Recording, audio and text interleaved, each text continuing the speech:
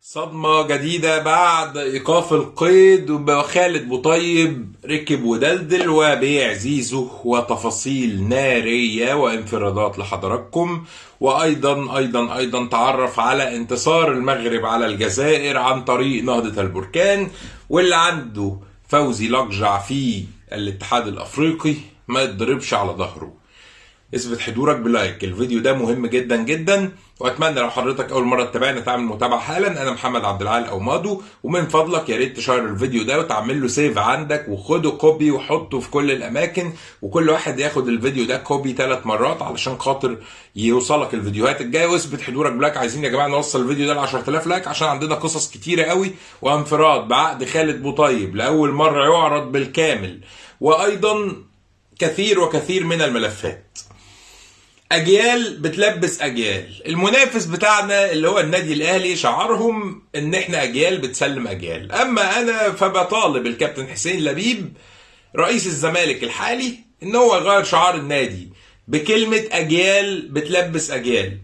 فغير المنطقي ان في يوم من الايام نصحى من النوم نلاقي في واحد رحمه الله كان لاعب محترف اسمه اجوجو يلبس مجلس الاستاذ مرتضى منصور، فمجلس الاستاذ مرتضى منصور يردها للي بعده بقضيه زي بتاعت خالد بوطيب، فده يلبس ملايين وده يلبس ملايين، واللي بيتضر طول الوقت هم بيردوها لبعض، بس اللي بيتضر طول الوقت مين؟ انا وحضرتك واحنا وانتم وهم وهم وهن وكلهن وكلهن وكل هزه.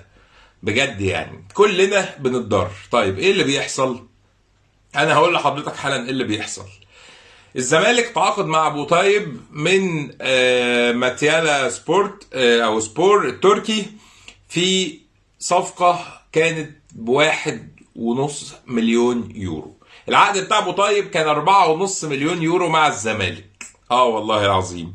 راتب خلال ال3 سنوات ونصف اللي هي ال3 مواسم يعني ونص. الموسم الاول بس اللي احنا كنا انفردنا لحضراتكم برقم ده كان 671 الف يورو، ده خالد بوطيب. العقد ايضا كان ما فيهوش نسبة مشاركة لخالد بوطيب، وكان في حاجة هي اللي انا طالع هلطم وهتجنن عليها. ايه هي؟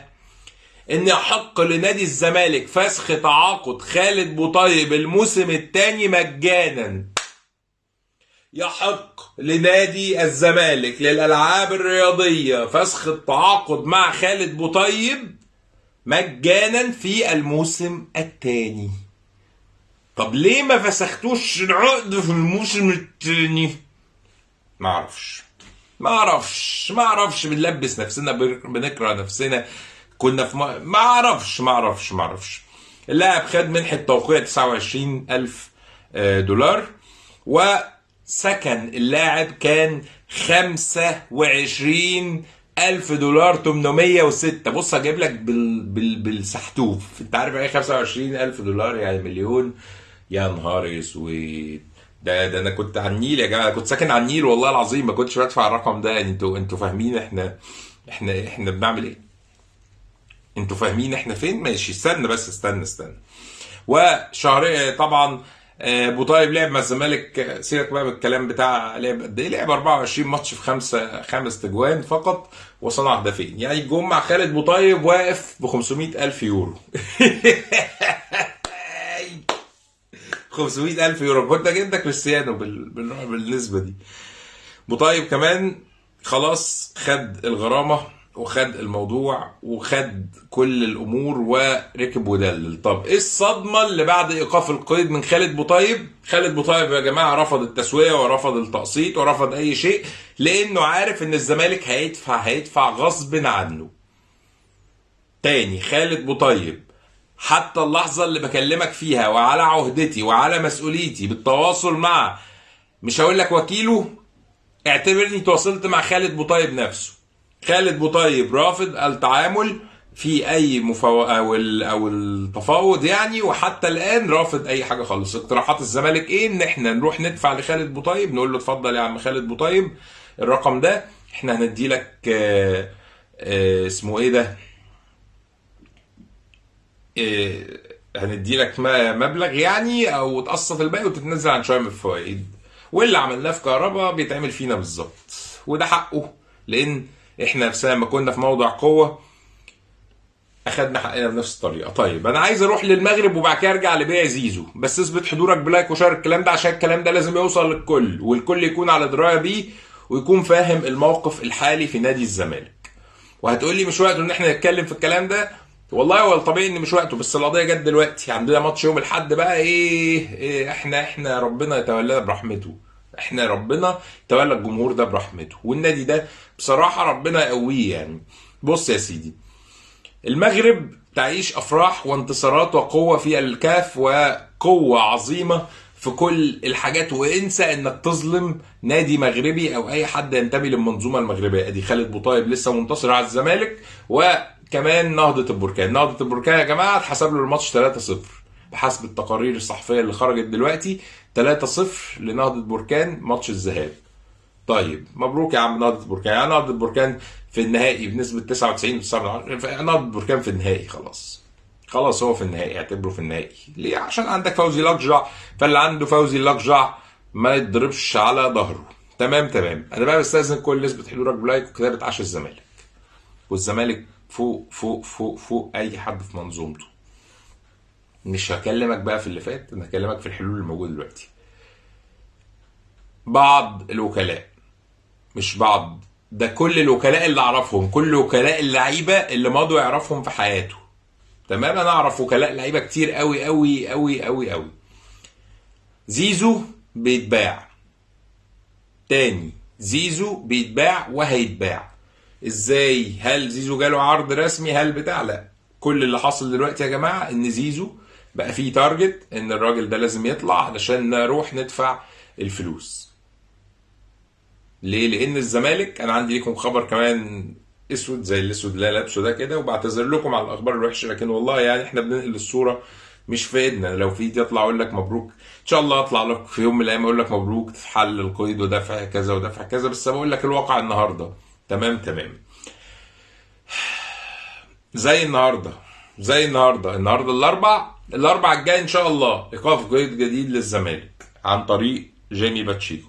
والله زي ما بقول لحضرتك، ايقاف قيد جديد للزمالك عن طريق جيمي باتشيكو يوم الاربعاء القادم. زي النهارده الزمالك لو ما دفعش فلوس باتشيكو هيتم ايقاف القيد بتاعه.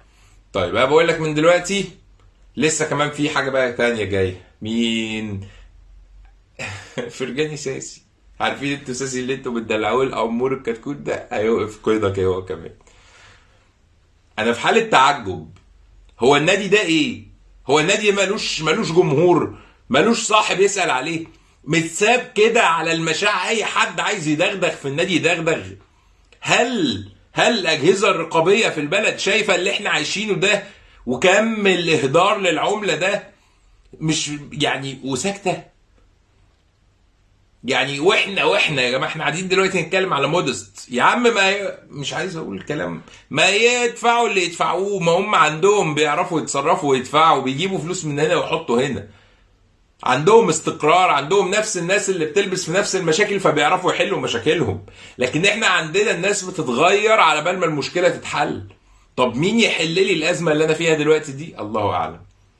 طب هل من الطبيعي ان جمهور الزمالك يبقى عايش طول عمره موقوف له القيد؟ هل من المنطقي ان احنا بنبقى بنتفرج على نادي الزمالك موقوف له القيد دي عادي كأننا احنا بنلعب في الدوري يا جماعه احنا موقوفين القيد، يا جماعه احنا بنلعب في كاس مصر احنا موقوفين القيد، احنا مش عارف؟ ولا هل بطولاتنا لازم ناخدها واحنا واقفين القيد؟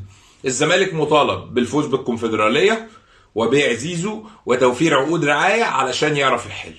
طب انا عندي لعيبه موقعين، انا عندي معلومات، انا محمد عبد العال او مادو بحلف لك ان في لعيبه موقعين كتير. واحد بيقول لي، استاذ طارق بيقول لي في مشكله في اشعارات اللايف بيظهر بعد نص ساعه مثلا وعامل فولو وكل حاجه. ما هو دي المشكله يا استاذ طارق، والناس بيقولوا انت بتطلب لايك كتير ليه، فبيزعلوا مني. لو حضرتك عايزين اللايف بتاعي يوصل لكم اعملوا لايك للفيديو وسيفوا الفيديو عندكم وشيروا الفيديو وخدوا الفيديو كوبي واعملوا متابعه للصفحه وحطوها في المفضله وشغل اشعارات البث المباشر على اليوتيوب، اعمل سبسكرايب. في ناس شغلانتها يا جماعه الشغله ان هم يدوروا لنا الصفحه. ليه؟ علشان احنا عاملين لهم قروا في دماغهم علشان بتقول الاخبار صحيحه وبنقول حصريات وبنطلع في اوقاتنا وملتزمين مع حضراتكم، فهم مش مقتنعين ان وجودكم ده رزق من ربنا. حبكم وصدقكم تصديقكم للواحد رزق من ربنا. فالناس دي عايزين يضروا الواحد. طب ربنا يهديهم يا عم، وحسبي الله ونعم الوكيل فيهم، ويسيبونا في حالنا. عشان كده بقول لحضرتك دايما اعمل لايك كتير. استاذ كارلوس بيقول له لسه الاشعار واصل حالا. والله يعني مش عارف اقول لحضراتكم ايه. الناس بتسالني بعمل مقدمه. انا دلوقتي الدقيقه العاشرة في اللايف، يعني انا خلصت الاخبار كلها وفي الدقيقه العاشرة والناس دلوقتي لسه بيقولوا. طيب انا ما عنديش حل والله يا جماعه. انا ناقص كآبه، يعني احنا مكتئبين و آه، والدنيا ايه؟ الدنيا بايظه. انا بقى بقترح على فريق ايه اتحاد العاصمه ان هو يعمل حاجه جامده قوي، عشان هم هناك بوظوا لك الدنيا. انت بقى ايه؟ انا لو من اتحاد العاصمه اروح اغير التيشيرت بتاعي او احط في التيشيرت بتاعي خريطه الجزائر اللي هي بالبتاع اللي هي مجنناهم دي، الحته الصحراء دي. فيروحوا هناك يتخانقوا معاهم، فالماتش يبوظ هو كمان، ونقعد بقى في سلوانة في حلوان. لكن الحقيقة حد بيقول لي بطل نكد. يا خلاص يا استاذ ناصر، مبروك يا استاذ ناصر، الزمالك فك القيد وعمل كل حاجه حلوه. الف مبروك لحضرتك، ولا تزعل. كل حاجه حلوه مع الفريق، ما يتصرفوا دول رجال اعمال. في ايه؟ انا بقول لك المجلس هيحل الموضوع. واحد بيقول لي يا رب الصفحه تقفل. ربنا ياخدك يا شيخ. احلى بلوك والله العظيم. ما هو ليه بقى؟ اصل الناس دي دايما الحاقدين، انا عملت له بلوك على طول. ف انا كل اللي اقوله لحضراتكم ادعوا لنادي الزمالك ودعموا نادي الزمالك. انا المعلومات اللي عندي ان مجلس الاداره هيتحرك لفك القيد. بيع زيزو هو الحاجه دلوقتي اللي شغالين عليها وبيفكروا فيها، وقالوا لكل الجمهور مش كل الجمهور عفوا، للوكلاء يشوفوا عروض تليق بزيزو وارقام تليق بزيزو. طيب انا حزين. اه انا حزين لان احنا دلوقتي في كارثه ومحدش حاسس. كل واحد بيفكر في المركب بتاعه هتجيب ايه، وكل واحد بيقول انا ثم نفسي ثم نفسي ثم نفسي وبس خلاص. وكأننا غير مكتوب لنا بناء فريق قوي، وكأننا غير مكتوب لنا الفوز بالبطولات بهدوء والاستقرار، وكأننا حتى لما يتوفر لنا مجلس إدارة بانتخابات لازم يكون في قضايا، وكأننا في نفس الدايرة. وكأني بتفرج على نفس التاريخ يا جماعة. من يوم ما وعيت على الكورة من 2000 مثلا، من سنة 2000 والله، من سنة 2000 أنا بتفرج على كورة من سنة 2000 تقريبا 99. أنا من ساعتها يعني اللي هو بفهم في الكورة، يعني بفهم في الكورة من سنة 2000. من ساعتها وأنا شايف الزمالك بيدوس على نفسه، وعندنا شماعة اسمها إن الأهلي بيحاربنا. طب مين الأهلاوي اللي بيضرك؟ لا مش اهلاوي، هو زملكاوي. طب مين الاهلاوي اللي ضر المجلس السابق؟ لا برضه كان زملكاوي. طب مين الاهلاوي اللي ضر المجلس الاسبق؟ برضه كان زملكاوي مش اهلاوي. طب مين اللي بيدخلنا في مصايب؟ برضه كان زملكاوي. طب مين اللي راح غلط في ناس فاتحبس فبوظ مجلسه؟ كان زملكاوي. طب مين اللي راح غلط في ناس فتحل مجلسه؟ كان زملكاوي. طب مين اللي اتخانق مع اللي راح اتخانق مع ناس فاتحبس فتشال مجلسه؟ برضه كان زملكاوي. فالحوار ان احنا بناكل نفسنا، واحنا اللي بنضر نفسنا. واللي مش شايف ده وبيصدر لك المؤامرة هو عايزك تفضل عايش في ده. ليه؟ لانك بتخدمه، لانك بتخليه يلاقي حاجه ان احنا مظلومين، لان ده هو سبب الخساره بتاعت الزمالك. هو اللي بيدي مبرر للخسائر، هو اللي بيدي مبرر لكل المصايب، هو اللي بيدي مبرر لكل حاجه. حسبي الله ونعم الوكيل في كل من ظلم هذا النادي وكل من ظلم هذا الكيان.